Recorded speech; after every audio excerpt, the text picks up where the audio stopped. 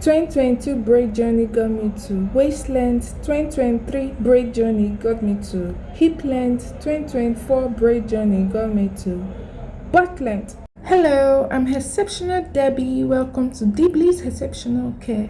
On this channel, I reveal simple yet effective ways of reaching your hair goals and building your hair confidence.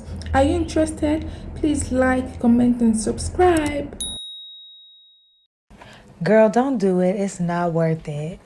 I'm not gonna do it, girl. I was just thinking about it. I'm not gonna do it. I did it. This is how my 2025 braid journey is going after a successful trim. I love how my hair feels. It looks so healthy and the ends are fuller.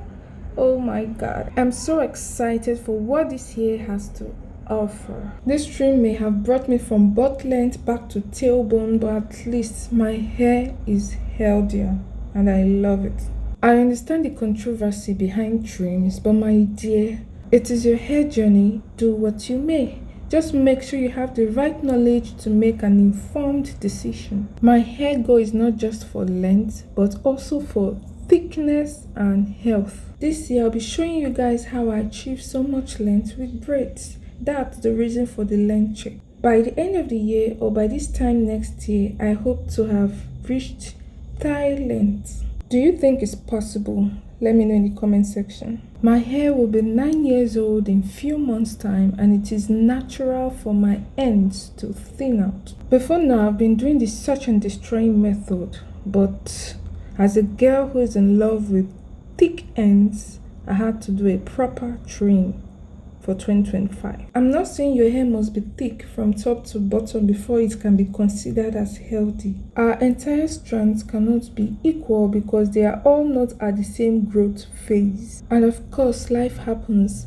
The wear and tear of excessive manipulation, high tension, dryness, ignorance, laziness, and what have you. You can never be careful enough with your hair to maintain zero knots, zero split ends, and zero breakage. Thin ends also make the tangling process much harder than it should be, and that's the essence of trims. But the regularity of your trim is dependent on your hair goal and routine. I'll still be doing more trims in the future at my convenience, especially when I'm reinstalling my protective style. But it will be a gradual process till I get my desired result. I wouldn't even let it discourage me from attempting to reach thigh length this year. So how do I plan on achieving that? Number 1, doing a length check. This helps you stay accountable. I'm supposed to have measured my hair when it was loose, but it was so overwhelming and I was like, wait, since I'm always in braid, why not just measure it in braids? It will be easier for me. And it worked. Number 2, scalp care. Maintaining a healthy scalp is vital when it comes to hair growth because the health of your scalp will determine the quality of hair that is growing out. Okay?